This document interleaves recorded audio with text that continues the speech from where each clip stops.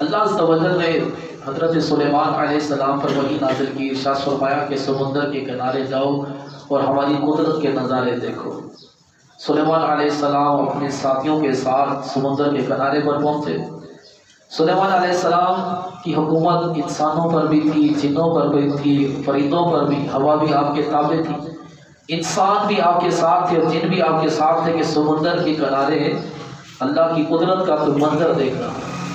جب سمندر کے کنارے پہنچے تو کچھ نظر تو نہیں آیا، تو آپ نے جن کو حکم دیا کہ سمندر کے اندر غوطہ لگا کر دیکھو، شاید کوئی قدرت کا نظارہ ہوگا۔ اس نے غوطہ لگایا لیکن وہ تہہ تک نہیں پہنچ سکا، واپس آیا کہنے لگا میں تہہ تک تو نہیں جا سکا لیکن جہاں تک بھی گیا ہوں مجھے تو کوئی قدرت کا نظارہ نظر نہیں آیا۔ آپ علیہ السلام نے اس سے بڑے طاقتور جن کو کہا کہ تم جاؤ۔ اس نے جب غوطہ لگایا تو وہ اس سے بھی زیادہ گہرائی میں گیا لیکن خالی ہاتھ واپس آیا اور کہنے لگا کہ مجھے بھی کچھ نظر نہیں آیا۔ پھر سلیمان علیہ السلام کا جو وزیر خاص تھے، جو اللہ کے ولی تھے، حضرت عاصم بن برقیہ، جو بلقیس کا تخت بھی پلک جھپکنے میں گیا ہے، اب سلیمان علیہ السلام نے ان کو حکم دیا تو عاصم بن برقیہ نے جب سمندر میں غوطہ لگایا تو تھوڑی ہی دیر میں ایک عالی شان کافوری 4 دروازوں والا سفید سمندری گنبد لا کر سلیمان علیہ السلام کی خدمت سراپا عظمت میں حاضر کر دیا۔ اس کا ایک دروازہ موتی کا تھا، دوسرا یاقوت کا، تیسرا ہیرے کا، چوتھا زمرد کا تھا۔ چاروں دروازے کھلے تھے۔ کھلے ہونے کے باوجود سمندر کے پانی کا کوئی قطرہ اندر نہیں تھا۔ سمندری گنبد کے اندر ایک حسین و جمیل نوجوان صاف ستھرے لباس میں ملبوس مشغول نماز تھا۔ جب وہ نماز سے فارغ ہوا تو آپ علیہ السلام نے سلام کر کر اس سے سمندری گنبد کا راز دریافت کیا کہ یہ سمندری گنبد کیا ہے اور تم اس کے اندر کس طرح سے نماز پڑھ رہے ہو، اس کا راز کیا ہے۔ اس نے عرض کی کہ یا نبی علیہ السلام، میرا باپ معذور تھا اور میری والدہ نابینا تھی۔ الحمدللہ میں نے 70 سال ان کی خدمت کی۔ میری ماں نے انتقال سے پہلے دعا کی، یا اللہ عز و جل میرے بیٹے کو درازی عمر بالخیر عطا فرما، لمبی عمر عطا فرما۔ جب والد محترم کی وفات ہوئی تو انہوں نے بوقت وفات دعا کی کہ یا اللہ میرے بیٹے کو ایسی جگہ عبادت کی توفیق عطا فرما جہاں پر شیطان مداخلت نہ کر سکے۔ تو والد مرحوم کی تدفین کے بعد جب میں ساحل سمندر پر آیا تو مجھے یہ سمندری گنبد نظر آیا۔ میں اس کے اندر داخل ہو گیا، اتنے میں ایک فرشتہ آیا اور اس نے اس گنبد کو سمندر کی تہہ میں اتار دیا۔ تو والد کی دعا کی بنا پر مجھے وہ جگہ عبادت کے لیے ملی جہاں شیطان مداخلت نہیں کر سکتا، اور والدہ کی دعا کی بنا پر آپ کے سامنے ہے کہ میں ابھی تک جوان ہوں اور میں ابراہیم علیہ السلام کا امتی ہوں۔ تو سلیمان علیہ السلام نے جان لیا کہ اس کو 2000 سال ہو گئے، لیکن والدہ کی دعا دیکھیں، 2000 سال ہو گئے اس کا کوئی بال تک سفید نہیں۔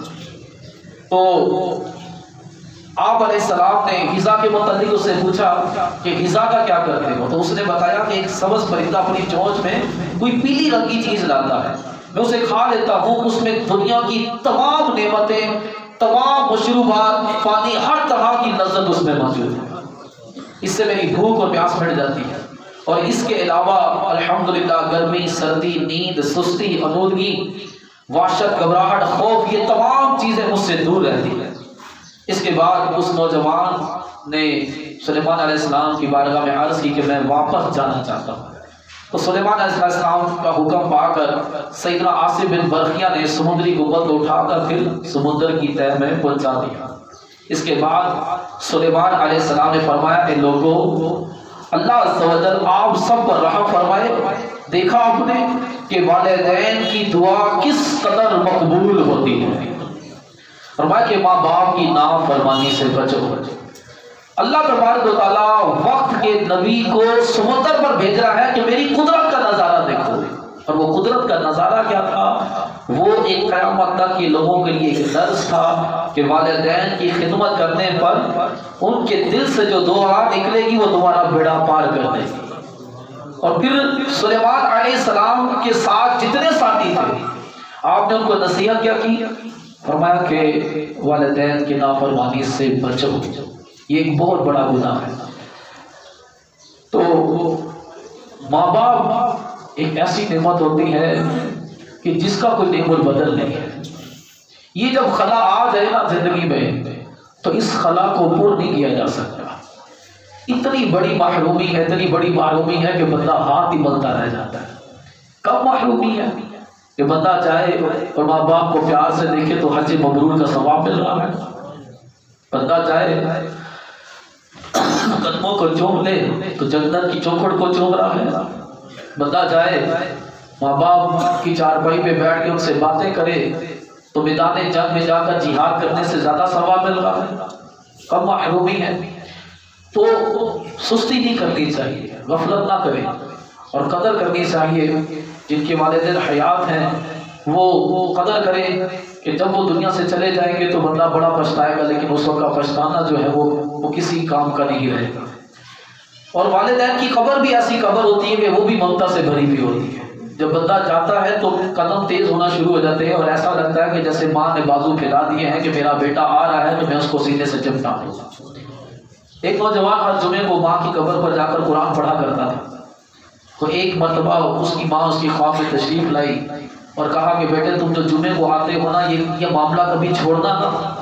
جب تم جمعے والے دن آتے ہو تو سارے قبرستان والے آ کر مجھے مبارکباد دیتے کہ تمہارا بیٹا آ گیا تو تمہیں قرآن سناتا ہے.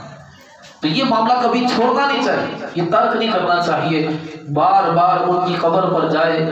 یہ یاد رکھیے گا کہ قبر والے کو سب سے زیادہ انسیت اور راحت اس وقت پہنچتی ہے جب کوئی قریبی رشتے دار قبر کے پاس آ کر بیٹھ جاتا ہے. تو اس معاملے میں غفلت نہیں برتنی چاہیے اور ہم اپنی اولاد کو ایک اچھے ماحول کے ساتھ وابستہ کر دیں تاکہ ہمارے جو جنازے ہیں، ہمارے کفن دفن کے معاملات ہیں وہ عین شریعت و سنت کے مطابق ہو، تاکہ وہ بعد میں بھی ہماری قبر پر بھی آتے رہیں، سارے ثواب بھی کرتے رہیں. لیکن بدبختی اور بدقسمتی دیکھیں کہ ہمارے بچے کو ٹوئنکل لٹل اسٹار تو آتا ہے لیکن والد کو اس سارے ثواب کرنا نہیں آتا. تو یہ جنازے کی صف میں وہ کھڑا تو ہوگا لیکن اس کو جنازے کی دعا تک نہیں آتی ہوگی.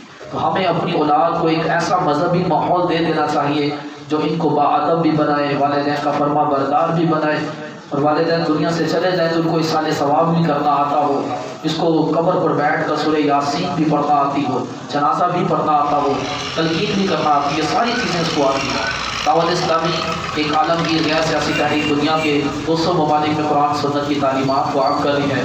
ہفتہ وار اجتماع میں آئے مدنی چینل کو دیکھتے رہیں تو انشاءاللہ اس کی برکت سے پابند سنت بننے، گناہ سے نفرت کرنے اور ایمان کی حفاظت بھی کرنے کا ذہن بنے گا. اللہ ہمیں عمل کی توفیق عطا فرمائے.